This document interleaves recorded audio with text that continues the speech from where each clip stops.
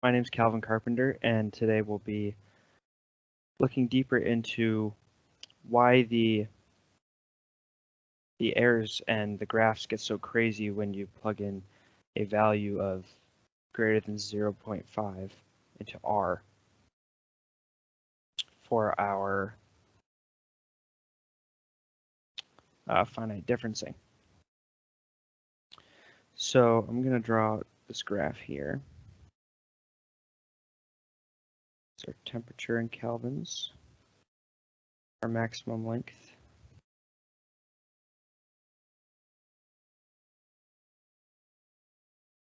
and then our initial temperature was set at 350. Immediately went down to 300. And then at W, it was at 400, I believe.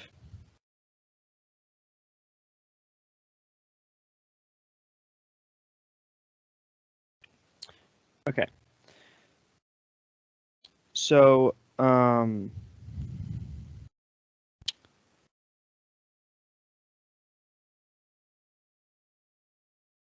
looking at this graph here, whenever we plugged in a value that was greater than 0.5 for R, the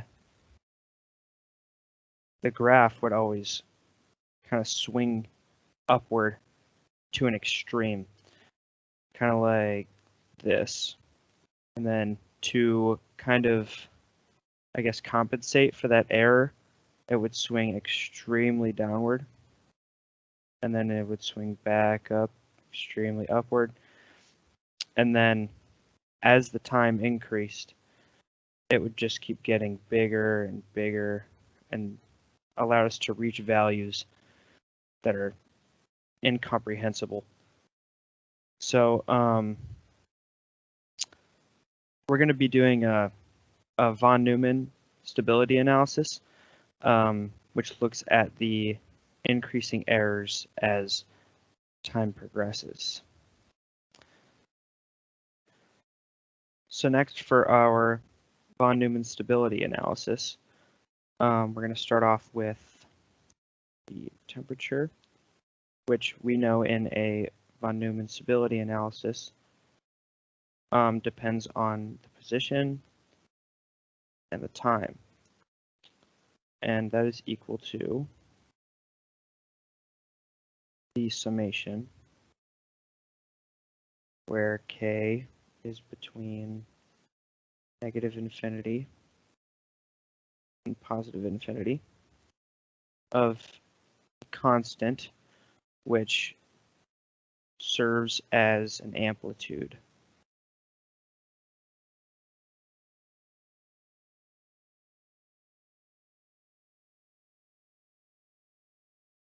Serves as an amplitude times our delta x, which we display as e to the negative I k delta x times our delta t, which we display as e to the alpha times k times delta t. And this is called a Fourier series.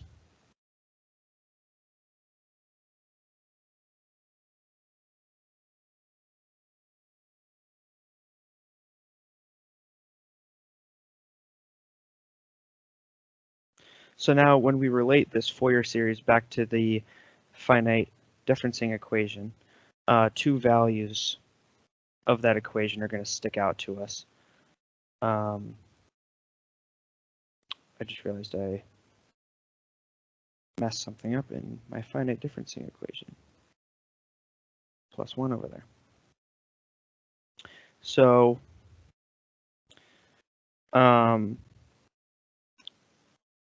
anyway,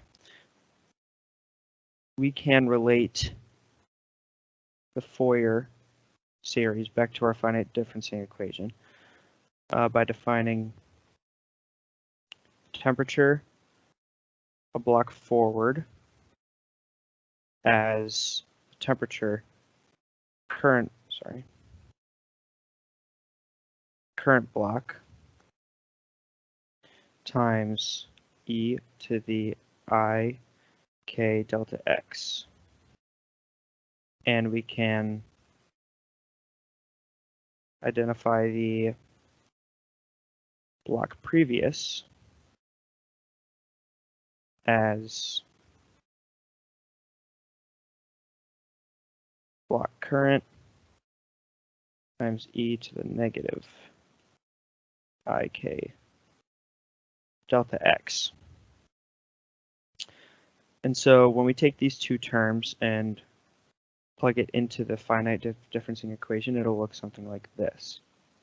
So we've got our value that we are solving for equals our current block plus R times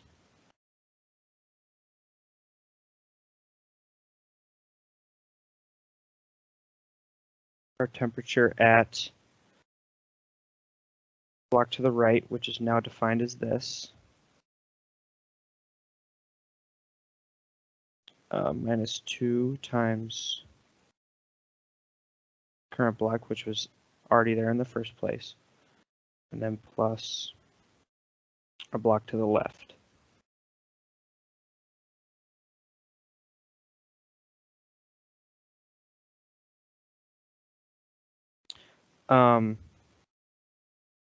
And now we can combine like terms and derive it into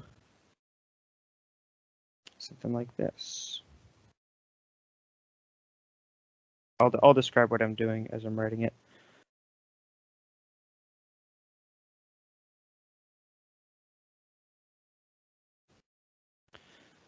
So all I'm doing with these terms is I'm pulling out all of the temperatures at the current block from each value, since all the values have it. So that's gonna leave us with 1 from the first one plus R times e to the I k delta x plus e to the negative I k delta x minus 2.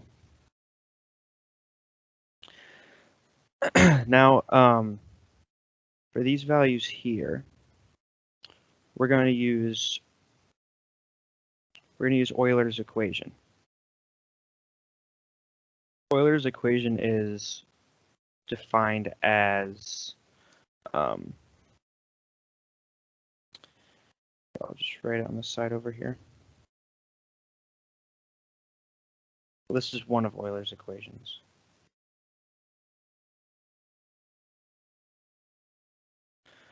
It's defined as e to the I k delta x plus e to the negative I k delta x is equal to cosine of kx. So we can substitute cosine of kx in for these two values here. So we're going to do that now. So our temperature at a future timestamp equals our current block temperature times 1 plus R times cosine of kx minus 2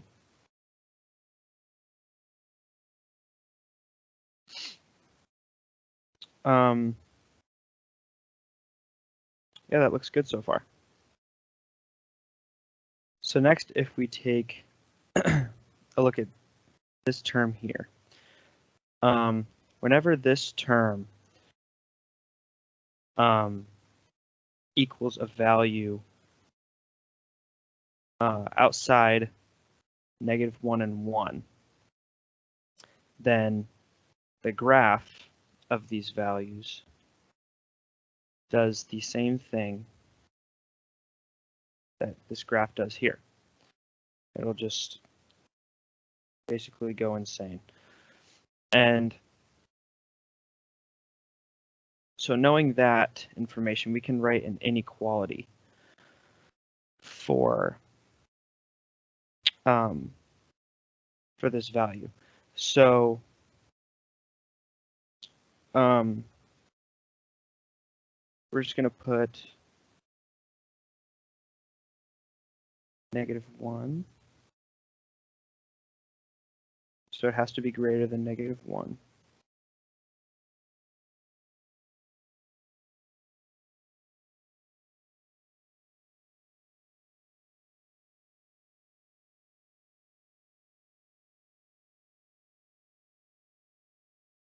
And it has to be less than 1.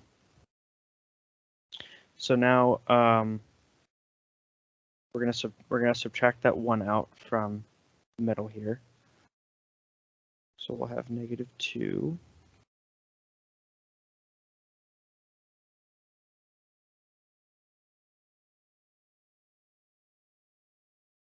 and 0. So now we're left with this. We know that cosine can only be between the two values of -1 and 1.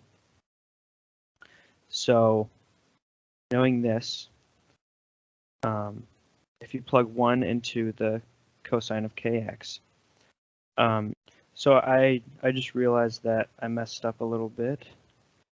I messed up Euler's equation.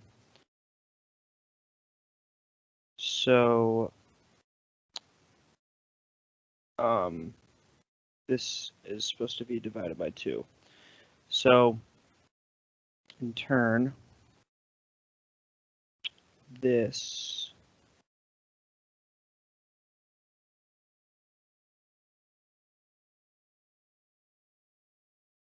cosine value is going to have a 2 in front of it.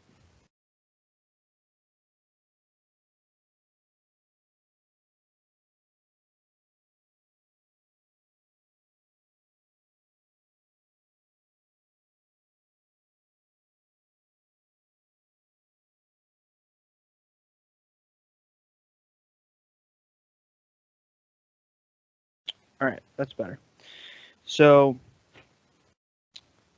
now when you plug 1 into cosine for this scenario, not this scenario, when you plug 1 into cosine, you get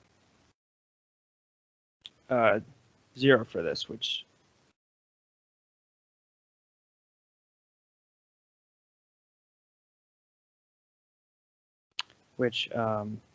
you won't be able to do anything with that.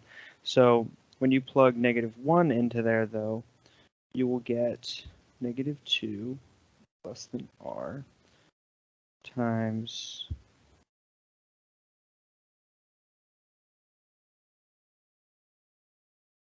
-4 less than 0. And so when you divide this -4 out, we're going to have to flip the signs of the inequality. So we'll get 1/2 is greater than r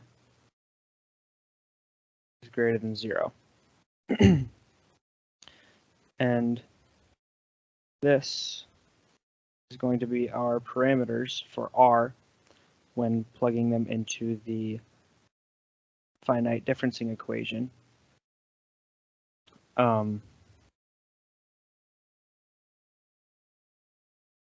When working with heat diffusion. So this is kind of important because if you were to use this equation in the future, you would know why your graph goes crazy every single time you plug in a value that's for r that's greater than 1/2. So I hope you enjoyed this video. Just to summarize, we used the von Neumann stability analysis to determine why our graph was experiencing errors when an r value of greater than 0.5 was plugged in. We went through a Fourier series, used Euler's equation, and used inequalities in order to find the parameters of which r could be. So thanks for watching.